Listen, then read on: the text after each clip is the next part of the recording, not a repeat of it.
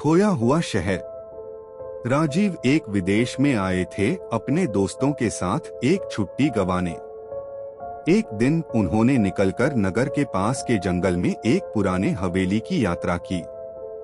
जंगल के अंधेरे हिस्से में जाना थोड़ा डरावना था, लेकिन उन्होंने उसे नकारते हुए यात्रा जारी रखी। हवेली पहुंचकर वे देखते हैं कि वह बहुत ही पुरानी और खंडित हो चुकी है। उन्होंने हवेली में एक विशाल दरबार कमरे का पता लगाया और वहां जाते हैं।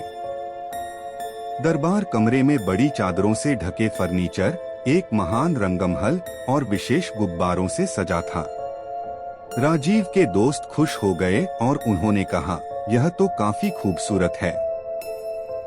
यह वाकई अद्भुत जगह है।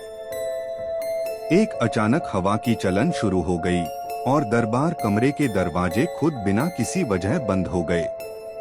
राजीव और उनके दोस्त चौंककर उस दिशा में मुड़ते हैं और वहां वे देखते हैं कि एक सफेद सिलसिला सा आवाज आ रही है, कोई बाहर न जाए वरना मौत की सजा मिलेगी।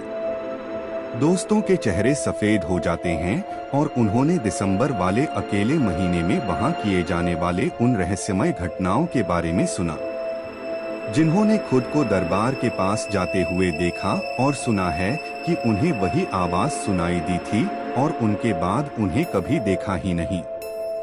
राजीव और उनके दोस्त उन दरबार के कमरे से बाहर दौड़ते हैं, लेकिन उनके पास आए दरवाजे वापस खुद बंद हो जाते हैं। उनके दिल धड़कने लगते हैं और वे आत्मा की उपस्थिति का एहसास करते हैं। उनके दोस्तों के होंठ बंद हो जाते हैं और वे दबे पांव खड़े हो जाते हैं। उनके अंदर डर से लबरेज होने लगता है।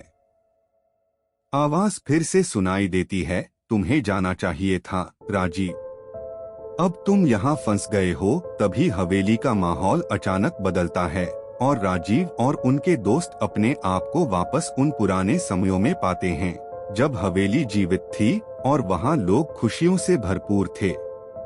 उनकी आत्माओं ने उन्हें यह बताया कि वे अब कभी इस दुनिया में वापस नहीं जा सकते हैं और उन्हें खुद को उस हवेली में बंद रहने के लिए मजबूर किया गया है, जो एक समय में उनका घर था। राजीव और उनके दोस्त अब हवेली में ही अटके रह जाते हैं और वहां वे खुद को पुराने समय में महसूस करते हैं, जबकि बाहरी दुनिया की दिशा में उनका वक्त थम गया होता है। याद रखें, यह केवल मनोरंजन के उद्देश्यों के लिए एक कल्पित कहानी है।